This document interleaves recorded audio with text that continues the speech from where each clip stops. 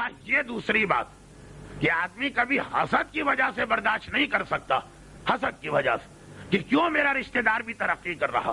ہم نے یہ دیکھا کہ کوئی ہم نے اس کی مدد بھی نہیں کی، کر سکتے تھے نہیں کی، اور اس نے خود ہی ہاتھ پاؤں مار کے اسی پوزیشن پہ آ گیا جو ہماری. اب برداشت نہیں ہو رہا. سگا بھائی سگے بھائی کو ناکام بنانے کی کوشش میں لگا رہتا، برداشت نہیں ہوتا. یہ بھی ایک روایت کا جملہ ہے، روایت نہیں حکایت، معصوم کے حوالے سے ہے.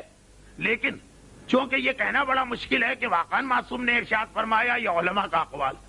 فرعون کے زمانے میں، بنی اسرائیل کے زمانے میں، یہ چھوٹی سی حکایت ہے. ایک شخص اسی طرح اسے کچھ چاہیے. اب دیکھیے دو واقعات آ گئے چاہنے کے. اسے پیسہ چاہیے. آخر اس نے بھی بہت زیادہ منت سماجت آہوزاری خدا کی بارگاہ میں کی. فرشتہ آ گئے، کہا کہ بتا کیا چاہتا.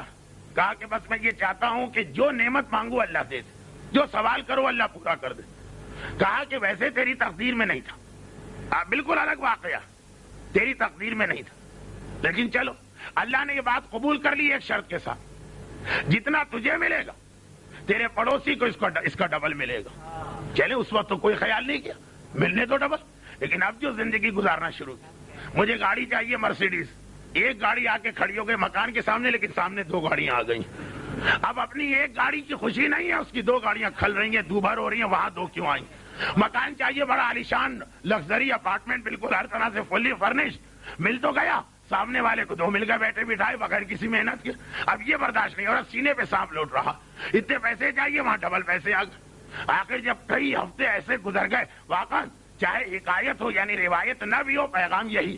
یہ برداشت نہیں ہو رہا. ہمارے گھر میں فاقے ہوتے برداشت ہو جاتا، اپنا گاڑی کی خوشی، نہ مکان کی خوشی، نہ دولت کی خوشی، نہ زیور کی خوشی، نہ لباس کی. اس کو کیوں مل رہا، اسے کیوں مل رہا، اسے کیوں مل رہا. آخر ایک دن کہا پروردگارا، میں یہ چاہتا ہوں کہ تو میری ایک آنکھ سے مجھے کانا کر دے، میری ایک آنکھ ضائع کر دے. ارے یہ کیسی دعا مانگی؟ کہا اس لیے کہ میری ایک آنکھ جائے گی، سامنے والے کو ڈبل ملے گا. اس کی دونوں آنکھیں چلی جائیں گی، اس کے لیے قبول ہے مجھے کہ میں کانا ہو جاؤں.